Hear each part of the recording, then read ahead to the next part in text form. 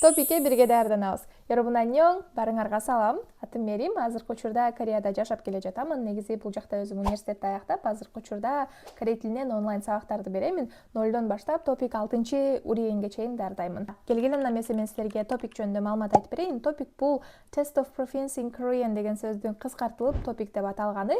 Корей тилинин тил деңгээлин текшерген атайын чет өлкөлүк студенттер, чет өлкөлүк адамдар үчүн корей тил деңгээли экзамени. Топик биринчи жана экинчи болуп эки бөлүккө бөлүнөт. Топик 1 бул башталгыч уровеньдер үчүн, топик 2 болсо эми кандайдыр бир деңгээлде корей тилин билген адамдар үчүн, ортоңку деңгээл деп айтсак болот.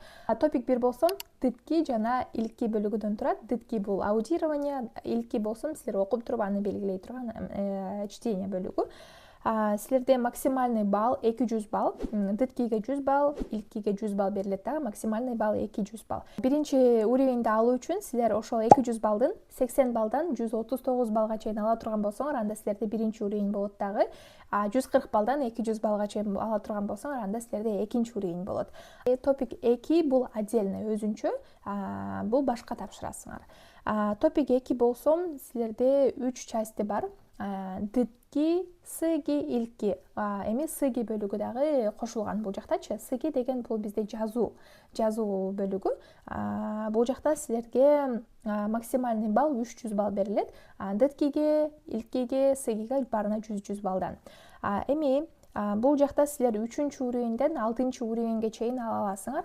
Бизде 6-чы уровень корей тилинин эң жогорку деңгээл уровени деп айтылат. Топик 2де максимальный балл 300 балл. Бул дагы окшош эле дытки, сыги, илки баарына 100 баллдан берилет. Эми 3-чү уровеньди алгыңар келе турган болсо, анда силерде 120 баллдан 149 баллга чейин болуш керек. Ал эми 4-чү уровень үчүн 150 баллдан 189 баллга чейин болуш керек. 5-чи уровеньде 190 баллдан 229 баллга чейин алышыңар керек дагы. 6-чы уровеньди алгыңар келсе, анда 230 баллдан 300 баллга чейинкини алышыңар керек. Ошентип негизи именно заданиялары бара-бара мындай кыйын болуп баштайт деп түшүнсөңөр болот. Ал эми силер бул жакта комментарийге жаза кеткиле, бул деңгээлди алгыңар келет жана кайсы уровеньге даярдангыңар келет. Ал эми алдыда мен силерге топик 1ге же болбосо топик 2ге маселелерди бирге чечип, кантип эмне кылып даярданышыбыз керек жөнүндө дагы видеолорду чыгарайын деп жатамын. Билбейм силерге кызыктуу болобу же жок.